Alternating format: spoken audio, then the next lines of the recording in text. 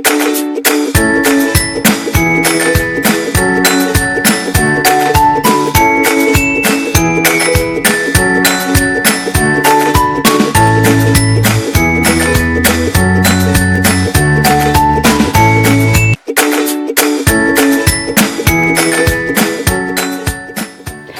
buenas noches, ¿qué tal están? Saludos desde los estudios de Canal 10 Televisión, donde se va a desarrollar una nueva charla online, en la que ustedes, todas las personas que nos siguen a través del Facebook del Comercio, podrán intervenir. ¿Y cómo hacerlo? Es muy fácil, tan solo tienen que enviar sus preguntas a Facebook para que los expertos sanitarios que nos acompañan esta noche puedan despejar todas sus dudas. Así que no se lo piensen dos veces y comiencen a formular las preguntas, ya que es todo un privilegio tener al alcance de todos a profesionales de la salud tan reconocidos como los que nos acompañan esta noche. Esta vez tenemos a unos invitados de lujo, integrantes del CEFIBA, el primer centro de fecundación in vitro de Asturias, un centro que nació en 1989. Desde entonces, los miembros del CEFIBA han tenido una dedicación exclusiva al campo de la reproducción humana, con una preocupación máxima por mantener una continua actualización, lo que les ha permitido incorporar inmediatamente las nuevas técnicas conforme iban surgiendo, lo que ha redundado en el beneficio de sus pacientes. Vamos a saludar a tres de sus integrantes, a las personas que nos acompañan esta noche. A mi derecha quiero saludar al doctor de la Fuente. Muy buenas noches, doctor. Buenas noches. A su lado tenemos a la doctora Luz María. Bienvenida y muchísimas gracias por estar aquí. Buenas noches. Y a mi izquierda quiero saludar al doctor Quintana, que también nos acompaña. Muy buenas noches. Buenas noches. Bueno, tres expertos en reproducción asistida, que vamos a conocer un poco más a lo largo de este tiempo de programa. Vamos a comenzar a preguntar al doctor de la Fuente. Todos estos días atrás, como ya saben, recibimos preguntas no solo a través de Facebook, sino por el correo electrónico, y lo que nos preguntaban, una de las cosas que nos preguntaban era que cuánto tiene que darse cuenta una pareja que puede tener un problema de fertilidad y cuándo debe acudir al especialista para iniciar el estudio. Doctor, cuéntenos. Bueno, si hablamos desde un punto de vista clásico, pues se decía que si tras año y medio de relaciones sexuales sin protección no había embarazo, pues la pareja debe de acudir a un centro especializado, al ginecólogo, para hacer el estudio. Pero esto es matizable, evidentemente es matizable porque puede influir diversos factores y sobre todo ahora, si la edad de la mujer, de la pareja, es mayor, supera los 35 años, evidentemente, conforme aumenta la edad, no hay por qué esperar año y medio para ver si se consigue el resultado, porque a lo mejor no vaya a ser que se le vaya a pasar el arroz, de manera que a veces, quizá con un año de relaciones, si no hay resultado, a lo mejor hay que ponerse en guardia para decir, un primer estudio voy a hacer, voy a ver qué pasa. Le tenemos aquí un experto como usted, pues son muchas las personas que quieren que nos explique que cuáles son las técnicas de reproducción asistida y por qué se llaman así, doctor. Bueno, las técnicas de reproducción asistida es precisamente a lo que nos dedicamos nosotros, es la razón de ser del CEFIBA precisamente. La reproducción asistida son las técnicas que ayudan a la pareja a conseguir una gestación de una manera externa, especialmente ayudan a la fecundación del óvulo y al encuentro del óvulo y el espermatozoide, diríamos. En eso es en lo que estamos asistiendo, pues se llama asistida. Hay dos técnicas fundamentales, inseminación artificial y la fecundación in vitro, que son muy diferentes. Muchos preguntaban por esa diferencia. Pero bueno, la inseminación artificial es la primera técnica que hicimos nosotros, tanto es así que la primera técnica que nosotros hicimos fue la inseminación artificial y precisamente con semen de donante. Hace 32 años hicimos la primera inseminación, iniciamos la inseminación y de manera que el primer asturiano nacido con inseminación artificial con semen de donante tiene 32 años, ya pasaron unos años. Otra técnica es la inseminación artificial con semen de la pareja. Se trata de se trata de colocar espermatozoides en el útero de la mujer, es trasladarles desde el laboratorio, donde sí que hacemos una pequeña selección de los espermatozoides, al útero de la mujer. Pero la fecundación tiene lugar en el organismo de la mujer, dentro del organismo de la mujer. Y esa es la diferencia clave con la fecundación in vitro. La fecundación in vitro, el encuentro entre el óvulo y el espermatozoide, se hace en el laboratorio. De eso sabe más la doctora Luz María, que es la que produce, la que ve cómo se produce ese encuentro entre el óvulo y el espermatozoide en el laboratorio. Y lo que hacemos nosotros es introducir ese embrión, que ella nos va a facilitar, los ginecólogos, lo introducimos en el útero de la mujer. Eso es la fecundación in vitro en términos así un poco generales. Doctora Luz María, una experta como usted, como decía el doctor, ¿cuál de estas técnicas tendría más éxito? ¿Cuál de las técnicas tendría más éxito? Evidentemente, pues con una fecundación in vitro tenemos más éxito que con una inseminación artificial. ¿Y qué diferencias habría, que también preguntaba, entre la fecundación in vitro clásica y la ICSI? Sí, la fecundación in vitro, pues lo que hacemos es, tenemos los óvulos y ponemos los espermatozoides juntos. Y dejamos a los espermatozoides que trabajen y que se encuentren, dejamos que se encuentren el óvulo y el espermatozoide. Mientras que con la inyección intracitoplasmática de espermatozoides, que es lo que significa la ICSI, cogemos el óvulo, cogemos el espermatozoide y lo introducimos dentro del óvulo. Es un paso más que la fecundación in vitro. Doctor Quintana, voy a seguir con usted preguntando, porque eran muchas también las personas que nos hablaban sobre la edad, ¿no? Una de las preguntas era, la esperanza de vida, así como la calidad, se ha incrementado en los últimos años. Parece lógico que las mujeres intenten retrasar la maternidad para cuando estén más libres de las cargas profesionales o laborales. Usted, un experto como usted, ¿qué opina en relación a esto? Ese es un cambio social muy importante. Creo que es lo más importante a lo que estamos asistiendo actualmente. La esperanza de vida ha aumentado muchísimo, pero sin embargo las características reproductivas fundamentalmente en la mujer no han variado. ¿Qué quiere decir eso? Que hace 50 o 100 años la reproducción terminaba, digamos, a partir de los 40 años aproximadamente. Eso no ha cambiado sustancialmente al día de hoy, a pesar de que la esperanza de vida ha aumentado muchísimo. ¿Qué quiere decir eso? Que cuando se cumplen las condiciones de una pareja que se considera estéril, que es habitualmente, como decía el doctor de la Fuente, más de un año o año y medio teniendo relaciones sexuales frecuentes y que no se produce embarazo, habría que hacer una evaluación a ver si hay algún problema reproductivo ya a esa edad, porque justamente el esperar, que es lo que sucede muchas veces, bueno, ya lo haremos más adelante, puede conllevar que en el momento de la consulta ya la cantidad y la calidad de los óvulos sean tan pocos que lo que se puede hacer es bastante poco. Doctor de la Fuente, ¿por qué es tan negativa entonces la edad para la fertilidad de la mujer? Y también nos preguntaba qué pasa con la del hombre. Bueno, la edad es negativa para una serie de cosas, pero bueno, para otras no, ¿eh? Vamos, los que ya vamos para más maduros a veces la valoramos bastante. Sí, bueno, la edad influye muchísimo y este es un mensaje muy importante que tenemos que dejar. Cuando la edad influye en el ovocito, en la mujer de dos maneras. Estamos hablando de la mujer y luego podemos hablar en el hombre.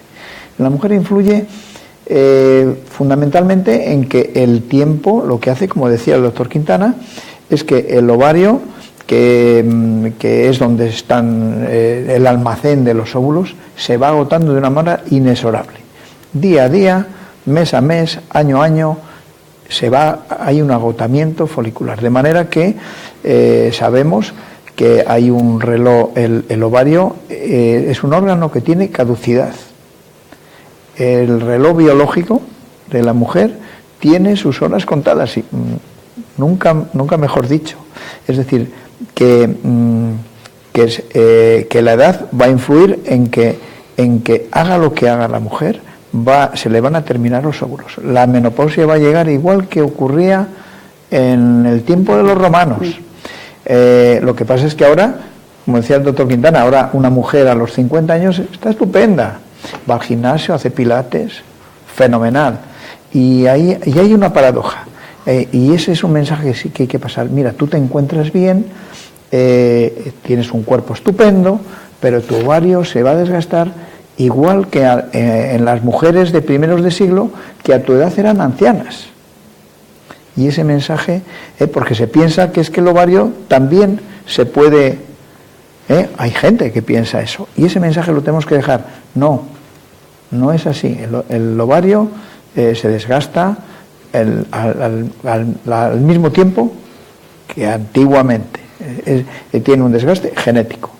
El varón, el varón también influye la edad, pero parece que en la fertilidad todos conocemos varones en los cuales tienen hijos a edades, pero también es verdad que estamos viendo que disminuye la calidad seminal, disminuye, también se producen algunas alteraciones, especialmente en las relaciones sexuales.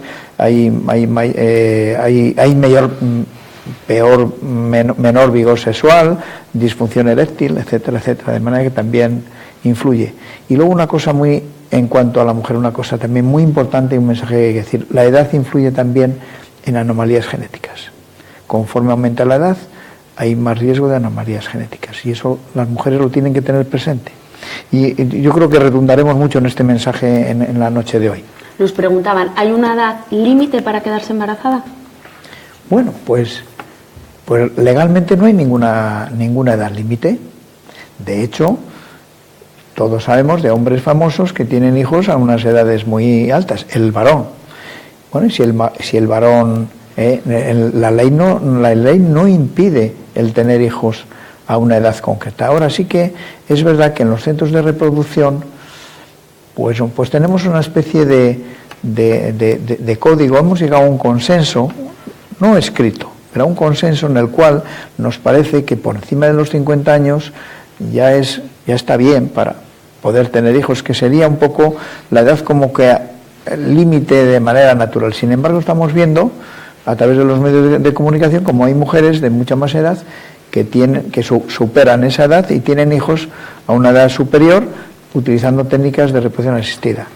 Y bueno, pues ese es un debate social en el cual estamos inmersos. Doctora, usted maneja óvulos, maneja espermatozoides. Una de las preguntas que nos hacían era que si hay alguna célula más importante que la otra o ambas son iguales desde el punto de vista biológico. Hombre, las dos son importantes, pero hay que tener en cuenta que el óvulo quizá podremos decir que es mucho más importante. En los primeros estadios de división del embrión, todos los procesos que ocurren, que tienen lugar, están regidos por el genoma del óvulo. Y están solo a partir del día 3, a partir de cuando el embrión tiene unas 8 células más o menos, cuando empieza a expresarse el genoma del embrión, es decir, empieza a expresarse también la parte masculina. Entonces, por eso decimos que tiene mucha importancia el óvulo por las primeras fases, y también porque el óvulo también tiene una capacidad de reparar daños del espermatozoide. Y esa capacidad viene también relacionada con la edad. Conforme aumenta la edad de la mujer, el óvulo también pierde la capacidad de reparar los daños del espermatozoide. Doctor Quintana, Daniel Carrondo, ¿cuántos óvulos suele tener una mujer después de una fecundación in vitro? Vale, esa pregunta también volvemos a lo mismo, depende muchísimo de la edad de la paciente. Hay que tener en cuenta que las mujeres nacen con un número determinado de ovocitos, es decir, con una bolsa determinada de óvulos, y esos se van gastando a lo largo de la vida. Generalmente se van gastando los mejores, entre comillas, primeros, y a medida que pasa la edad van quedando los peores óvulos, por decirlo de alguna manera. Eso quiere decir que la cantidad de ovocitos que podemos recuperar depende muchísimo de la edad que tenga la mujer. Y depende también de si hay alguna otra patología de base, como por ejemplo hay una patología que es el ovario poliquístico, en lo cual generalmente las mujeres tienen mucho más cantidad de óvulos, pero tienen menor calidad. Por eso es muy importante tener en cuenta no solo la cantidad, sino la calidad de los ovocitos, que están relacionados muchas veces con la edad. Es decir, que si normalmente a una paciente de menor de 35 años podemos tener 8 o 10 óvulos, como por ejemplo normales, a los 40 podemos llegar a tener 2 o 3 o 4. Es decir, que depende muchísimo de la edad fundamentalmente. Doctor de la Fuente, pues Paula Pérez no nos dice su edad, pero nos dice que lleva 6 meses intentando quedarse embarazada y que no hay manera. Pide consejos sobre alimentación o alguna pauta recomendable. ¿Cómo puede ayudar a conseguirlo? Yo creo que Paula tiene mucha prisa. Pero bueno, tiene mucha prisa. No, realmente lo que ocurre es que se crea esa sensación de angustia cuando se pasa un poco unos meses y dices, bueno, en 6 meses tienes que embarazarte. Bueno, 6 meses hay que acertar mucho y hay que apuntar muy bien para que ocurra, de manera que tampoco hay que ponerse tan nervioso, especialmente dependiendo, como decíamos antes, de la edad. Si tiene 30 años, hombre, espera un poquito. Si tienes 35, por encima de 35, entonces no quiere decir que es que tengas, puede ser que no tengas ningún problema, simplemente que no has aceptado. También hay otra serie habría que conocer otras causas, dónde están, dónde viven. Tenemos parejas que uno vive en un sitio y otro vive en otro, y se ven los fines de semana, entonces, lógicamente, ese tiempo no es igual. De manera que depende de cada uno. 6 meses yo creo que no es suficiente como para empezar a hacer un estudio exhaustivo, pero a lo mejor si ya tiene más de 35 años, decir, oye, quiero saber cómo es mi reserva ovárica, quiero saber cómo son los espermatozoides, no va a ser que haya alguna cosina ahí. Bueno, se podría hacer, pero no está indicado realmente, habría que esperar un poquito más, al menos un año, después de esa edad. Y por cierto, quería matizar una cosa, porque ya casi como varón yo podría molestarme por lo que ha dicho la doctora Luz María, porque resulta que es más importante, lo ha dicho textualmente, lo fundamental es la mujer. Ha dicho, ¿cuál es la célula más importante? Y no ha dudado, el óvulo. No ha dudado nada. De manera que nosotros a veces, de una manera también un poco... en la consulta hay alguna pareja que nos dice, bueno, pero ¿cómo está mirando? Si mira más a mi mujer que a mí, yo estoy aquí como si fuera un cero a la izquierda y nos dirigimos más a la mujer, pero realmente es así en la reproducción. La número 1 es la mujer, desde el óvulo, pero es que luego también es la que va a llevar el embarazo. Y realmente el varón, bueno, pues sí, aportamos un espermatozoide que el pobre tiene un núcleo ahí con una cola y casi no tiene ni citoplasma. Bueno, esto es así, un poco en plan coloquial. Vamos a seguir, vamos a hacerlo con la doctora Luz María. Ana Fanjul nos dice, si las tasas de éxito de la inseminación artificial son tan bajas, ¿por qué se intenta antes de realizar fecundación in vitro? Bueno, lo primero es que lógicamente tiene que estar indicada la inseminación artificial. Una buena indicación es muy importante, pero si podemos hacer una inseminación artificial, lógicamente empezaríamos por ella, por una sencilla razón, porque es una técnica mucho más sencilla, es mucho más barata y mucho más reproducible, o sea, podemos hacerla más continuadamente. Entonces, si está indicado y no hay ningún problema, por eso se aconseja siempre empezar con las técnicas más sencillas y luego, bueno, pues si no surge el embarazo, pues ya se plantearían las más complicadas, digamos. Doctor Quintana, en la práctica, una mujer que desee preservar la fertilidad, ¿qué pasos debe dar? ¿Cómo es el proceso? Nos preguntan si es muy agresivo. Es una pregunta muy importante y sobre todo en este momento. Para la preservación de la fertilidad, lo primero que nada es valorar el estado reproductivo de esa mujer, es decir, saber cómo están sus ovarios, tener una idea aproximada de cuántos óvulos podría tener y qué calidad pueden tener esos óvulos. Volvemos nuevamente al tema de la edad. No es lo mismo una mujer que quiera preservar sus óvulos a los 25 o 30 años que a los 38 años. Por eso lo primero es que la paciente haga una consulta y hacer una valoración de su estado reproductivo. ¿Cómo se hace básicamente? Haciendo analíticas de sangre para ver cómo están sus hormonas, que eso nos da una idea de cómo está funcionando el ovario desde el punto de vista endocrino, y haciendo una ecografía vaginal para valorar la cantidad de folículos que tiene. Aclaremos que los folículos se pueden ver por ecografía y dentro de los folículos están los óvulos. Los óvulos no los vemos porque son microscópicos, pero viendo los folículos tenemos una idea aproximada de cuántos ovocitos podría tener esa mujer. Eso sería el estudio previo.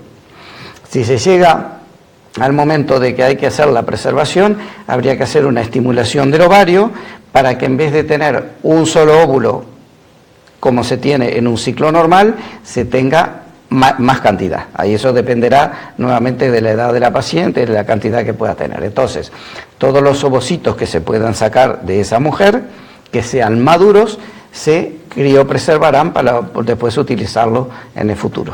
En cuanto a si es muy agresivo, eso requiere un tratamiento, que es un tratamiento inyectable que básicamente no es agresivo, y pasar por quirófano con una pequeña sedación, que no es una anestesia, simplemente una sedación para que la paciente esté en condiciones de que no tenga dolor, y a través de la vagina se punciona el ovario y se extraen los óvulos.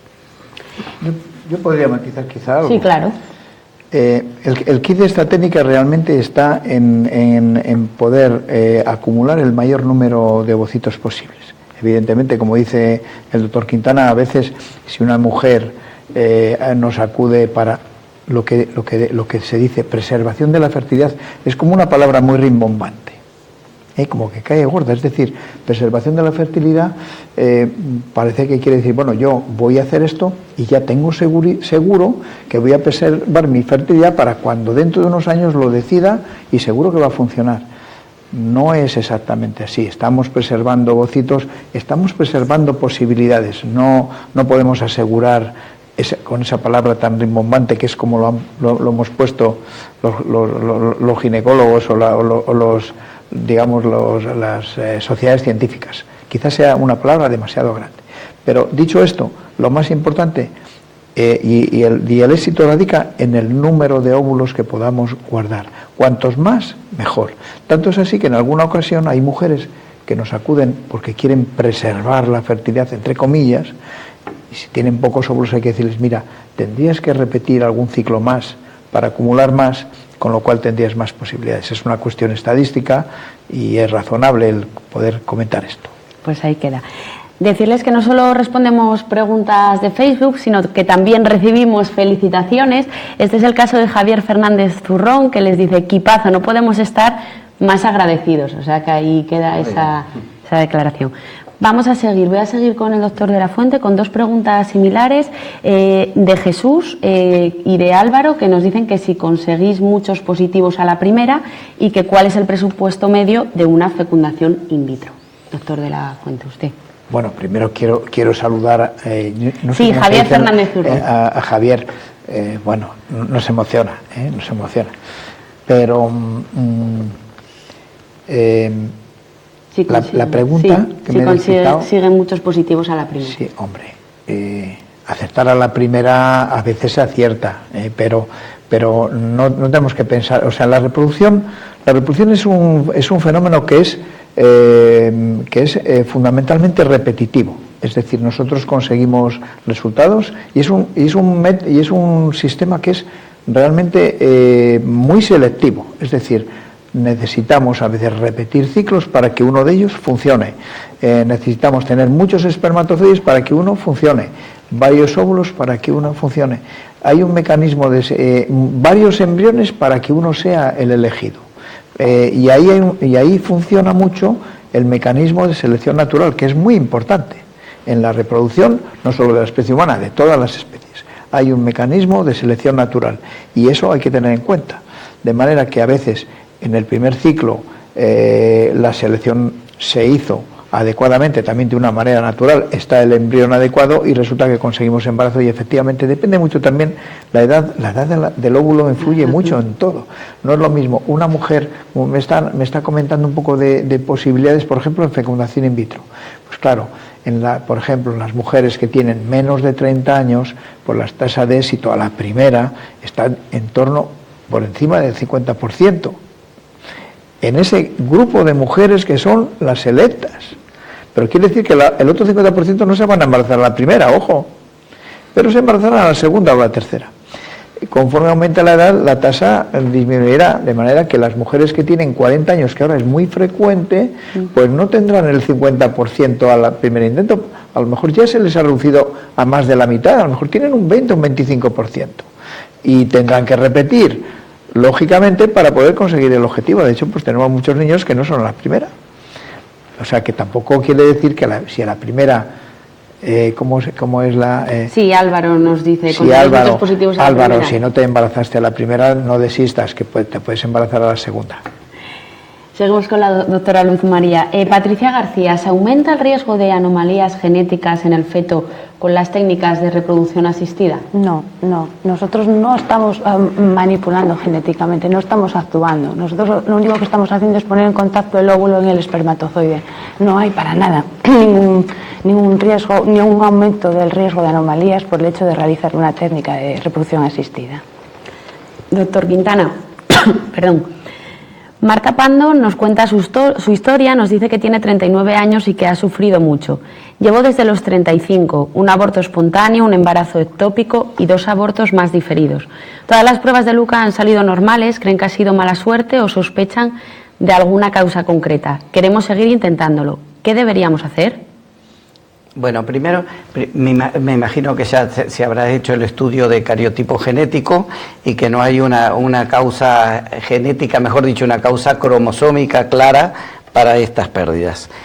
Primero que nada tendríamos que hacer una consulta para poder valorar su estado reproductivo, porque el problema fundamentalmente es que a la edad de ella, ya simplemente por la edad, la calidad y la cantidad, como decíamos, de los óvulos está disminuida y la posibilidad de tener problemas genéticos, aneuploidía, está aumentada. Entonces lo que habría que valorar muy bien en ella es las posibilidades reales que tiene de hacer un tratamiento para que quede embarazada con una buena evolución, o quizá valorar otras posibilidades como puede ser la donación de ovocitos, que también es una posibilidad que se puede considerar en algunos casos frente a unas alteraciones cromosómicas repetidas que podría ser la causa de lo que tiene ella. Vamos a seguir. Doctor, lo vamos a hacer con usted. Ustedes llevan muchísimos años como centro de reproducción asistida, han visto a muchísimos pacientes, muchas técnicas. ¿Cómo ha evolucionado todo durante este tiempo, durante este cuarto de siglo? Uy, madre. Que nos cuente un poco para conocerles un poco más. No se parece en nada a lo que hacíamos al principio. Fíjese, la primera vez que hicimos, la primera fecundación in vitro que hicimos en Asturias, las primeras, hacíamos la recogida, bueno, hacíamos el tratamiento, era parecido al de ahora, pero en vez de poner inyecciones subcutáneas, eran intramusculares. Más dolorosas, peor, ya desde el inicio.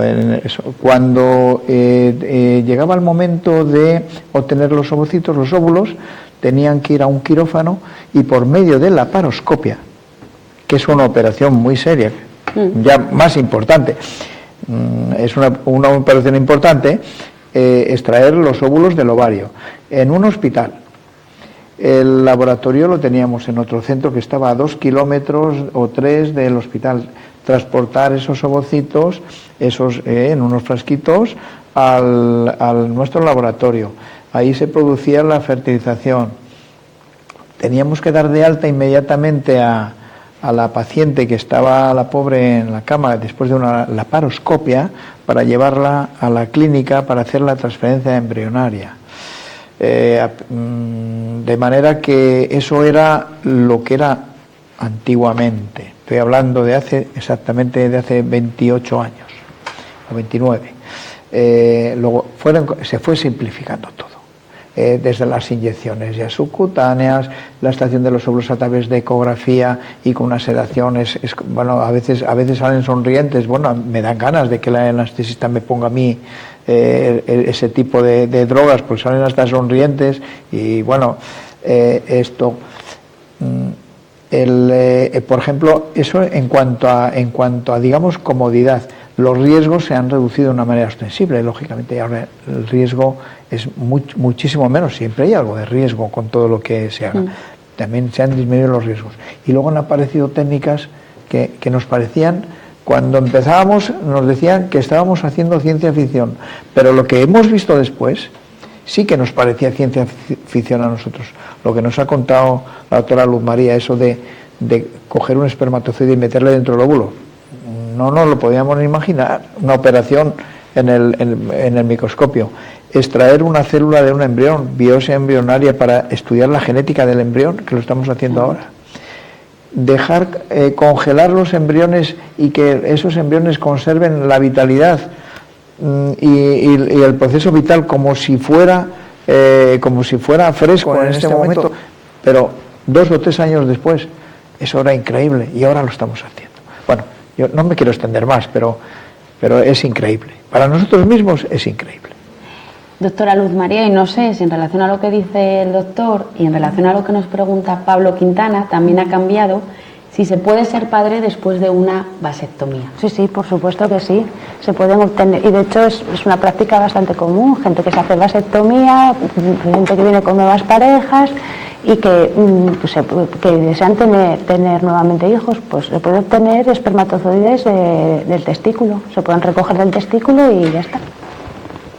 Doctor Quintana, 2 preguntas también similares, una nos la hace Raúl Menéndez y la otra Álvaro Peña.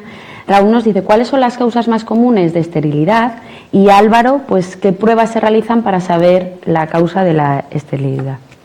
Vale, la causa de la esterilidad, bueno, tenemos 2 causas muy diferentes, que son una causa masculina y otra femenina, que desde ya debemos decir que prácticamente la mitad son masculinas, la mitad femenina, y un buen porcentaje de ellas coinciden en el sentido de que hay un factor femenino y uno masculino asociados, que a veces es un fenómeno de subfertilidad, en las cuales uno tiene un problema y otro tiene otro, y que en definitiva llevan a un problema reproductivo más importante.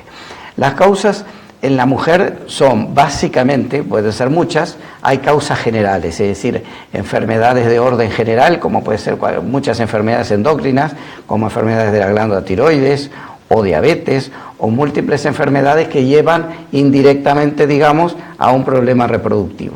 Por otro lado, puede ser una causa propiamente de los órganos femeninos, dentro de los cuales el más importante indudablemente es la causa ovárica. Y ahí tenemos básicamente las alteraciones en las cuales puede haber una alteración de la cantidad, de la calidad o de ambas. Como hablábamos otras veces nuevamente de la edad, a medida que la mujer va cumpliendo años, tenemos menos óvulos y de menor calidad. Eso es muy importante. Pero también hay mujeres jóvenes que pueden tener un problema de cantidad o de calidad ovocitaria. Otra causa puede ser, por ejemplo, el ovario poliquístico, que es relativamente común, en la cual, como decíamos hoy, son pacientes que tienen muchos óvulos, pero en general de poca calidad, lo cual engaña un poco en el hecho del número, pensar que va a ir bien y luego no va tan bien. Después, otra causa relativamente importante y que fue, digamos, la primera razón de hacer fecundación in vitro en su momento, son las causas de la trompa del útero. La trompa es la que comunica, digamos, el ovario, donde sale el óvulo, con la cavidad uterina. Esa trompa puede tener alguna alteración, puede estar obstruida o puede tener una alteración en su movimiento, porque la trompa tiene que empujar, digamos, el óvulo, y eso puede ser una de las causas también importantes, que son las causas tubáricas. En cuanto a los estudios básicos que hay que hacer, en la mujer hay que hacer fundamentalmente un estudio hormonal. Ese estudio hormonal nos va a servir para tener una idea de cómo está funcionando desde el punto de vista endocrino el ovario. Y por otro, la ultrasonografía, es decir, las ecografías, fundamentalmente la ecografía vaginal. Son 2 elementos básicos en el estudio: la ecografía y las analíticas hormonales en sangre, para tener una idea de lo que nosotros llamamos la reserva ovárica. Y le digo yo a las pacientes, esto es como en el banco: si usted tiene mucha reserva, puede hacer mucho; si tiene poco, puede hacer poco. Bueno, lo mismo sucede con el ovario. Y en cuanto al hombre, también es fundamentalmente realizar el estudio del seminograma, del espermiograma. Ese es el estudio básico más importante, y a partir de ahí se verá si hay que hacer algún otro estudio, como estudios hormonales o demás. Pero siempre tenemos que tener una idea de cómo está funcionando el testículo desde el punto de vista de la formación de los espermatozoides. Doctor Ángela Pérez, ¿cuándo es el mejor momento del ciclo para conseguir una gestación? Ángela, solo hay un momento idóneo, que es en el momento en el cual estás ovulando. Es decir, si no ovulas, no te vas a embarazar. Y si tienes relaciones cuando no estás ovulando, tampoco van a ser relaciones fértiles. De manera que la fertilidad es cuando la mujer está ovulando, que no es en un momento concreto, pero lo que es la fertilidad ocupa varios días, porque el espermatozoide tiene más duración. Se ovula en un momento, el óvulo dura poquito, La verdad es que el óvulo, una vez que se ha ovulado, pues quizá a las 24 horas ya tiene menos capacidad de ser fecundado. Pero un espermatozoide de una relación de 3, 4 o 5 días antes, si son espermatozoides competentes, pues puede llegar a un óvulo que se ovuló 5 días después, de manera que el periodo es mucho mayor. Doctora Luz María, también nos preguntan acerca de la congelación de embriones. Nos lo pregunta Nerea López y nos dice que cómo funciona este proceso. Bueno, lo que estamos haciendo ahora no es una congelación, lo que llamamos es vitrificación, que es totalmente distinto. Con el proceso de vitrificación lo más importante es evitar que se formen cristales de hielo al enfriar estos embriones. Entonces se evita con la vitrificación. Es un proceso de un enfriamiento muy rápido, de un orden de unos 20-25.000 grados centígrados por minuto. Conseguimos que esos embriones se criopreserven de tal manera que se conservan a la hora de desvitrificarlos, se conserven de una manera intactos, igual que cuando estaban frescos. Pues ya lo saben. Vamos a responder a Vanessa Vidal a través de Facebook, que nos hace varias preguntas. Nos dice: tengo varias dudas. Os comento mi situación. Llevo 4 inseminaciones y 2 ciclos de fecundación, frescos y congelados. No he conseguido quedarme embarazada, por lo que mis preguntas son las siguientes. Primero, ¿cuándo se tiene que comprobar si la mujer puede padecer endometriosis y que sea este el motivo que origine la infertilidad? ¿Cuándo?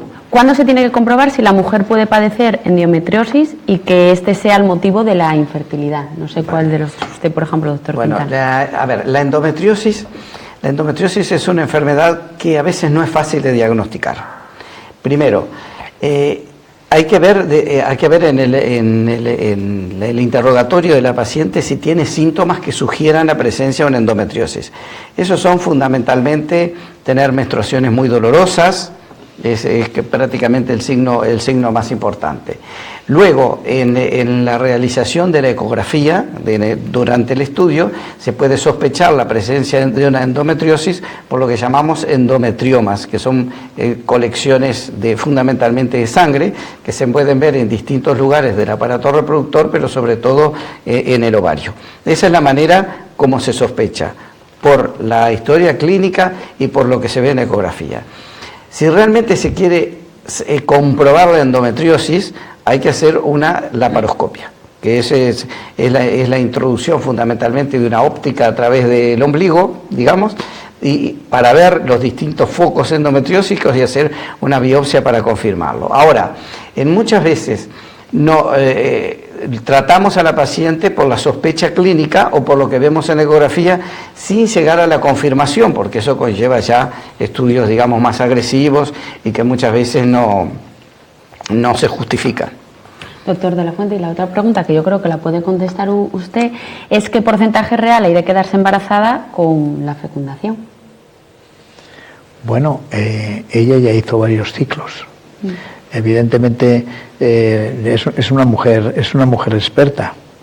Desgraciadamente a veces las pacientes se hacen expertas a base de repetir, pero si ha habido, no tenemos todos los datos de su historia, evidentemente, pero si ha habido óvulos, ha habido embriones que se ha situado y creo que ha hecho 2 ciclos de fecundación in vitro, pues dos ciclos de fecundación in vitro, yo creo que quizá no es momento de desistir, porque se ve que es una mujer que tiene una ilusión grande en conseguir su objetivo. Quizás se tenga que esforzar algo más, porque posibilidades, siempre que tenga embriones, que se consigan embriones para su útero, puede haberlas. A veces se puede variar algún tipo de protocolo o algo para conseguir a veces un ovocito más tiene importancia. Cuando una mujer tiene pocos, si en vez de conseguir 3 consigues 4 o 5, es bueno, pues parece que ¿qué más dará? No, una que tiene 12 o 14 me da igual, pero una que tiene 3 y en vez de 3 tiene 4 o 5, ahí puede estar el embrión que dé el resultado positivo, de manera que a veces no hay que desistir y probablemente tenga posibilidades, a pesar de los fracasos. Quiero que responda usted también a Patricia García con una frase que seguramente la hayan escuchado muchas veces. Llevo un año intentando quedarme embarazada y, entre otras cosas, estoy cansada que todo el mundo me diga: cuando te relajes ya verás cómo lo conseguís. como si fuera culpa mía. Una persona que se quiere quedar embarazada es imposible que lo olvide. ¿Es cierta esta frase? ¿Algún consejo? Es que estoy de acuerdo con ella. Si tú tienes el deseo de quedar embarazada, por mucho que te digan, no se te va a ir de la cabeza. Eso es verdad. Lo tienes que intentar. Lo del tema de relajarse. Hombre, yo hace años yo tenía un profesor que decía, bueno, lo que tienes que hacer es irte a Lanzarote. Claro, cuando alguna pareja tenía las posibilidades de ir a Lanzarote y alguna acertaba, pues porque tenía que acertar, pues bueno, aquello parece que era la receta mágica. Ojalá fuera esa receta, no estaría mal. Pero bueno, sí. Un poco más en serio, probablemente, es decir, el estrés puede influir de una manera negativa, pero muchas veces no sabemos cómo. Porque si resulta que se están produciendo embarazos en las guerras, que mayor estrés que en esas situaciones, de hecho, a veces tampoco hay que echar la culpa. Es que en el momento que te relajes ya está, eso es muy común. Efectivamente, se dice mucho, pero desgraciadamente no es así. Doctora, nos preguntan también por la congelación o sea, ¿qué tal le sienta la congelación a los óvulos, de los óvulos a los espermatozoides, perdón? De los óvulos y de ¿Qué tal le sienta la congelación a los óvulos y los espermatozoides? Y a los espermatozoides. Bueno, a ver, llevamos congelando espermatozoides ya pues más de 30 años. Y los espermatozoides la verdad es que son mucho más resistentes. Con los óvulos, perdón, teníamos un problema con la congelación, y es que como es una célula muy grande, tiene muchísimo citoplasma, lo que comentaba antes con los embriones, se producían muchos cristales de hielo, y el método de la congelación pues no nos iba bien con los óvulos. En cambio ahora con este nuevo sistema, con la vitrificación, los resultados son totalmente esperanzadores y es el futuro. Lo que hablábamos de la preservación de la fertilidad, pues es a través de la vitrificación de los ovocitos. Yo quería matizar algo, sí. Algo que comenta, lo mismo que maticé antes algo que decía la doctora Luz María. Por fin he oído algo bueno del sexo débil, que en esto, el sexo débil somos los varones. Y acaba de decir, es que el espermatozoide es una célula muy dura, muy fuerte. Bueno, pues algo bueno había ahí. Y la verdad es que a mí me llamó mucho la atención ya hace muchos años, cuando empecé, la primera técnica, como decíamos antes, era la inseminación artificial con semen de donante. Teníamos las muestras congeladas y yo me pasé horas, y es un espectáculo.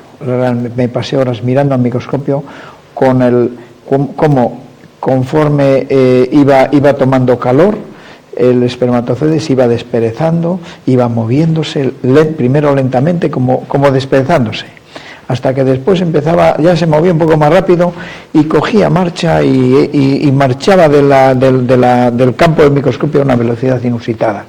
Aquello era espectacular, aquello para mí era como un auténtico milagro. Ahora es el milagro de todos los días. Pues me están diciendo que tras esta matización del doctor me dicen que se está terminando el tiempo, pero no quiero terminar la charla de esta noche sin que cada uno de ustedes, bueno, pues me haga una conclusión, un resumen, un minuto final. Doctora, si quiere empezar usted.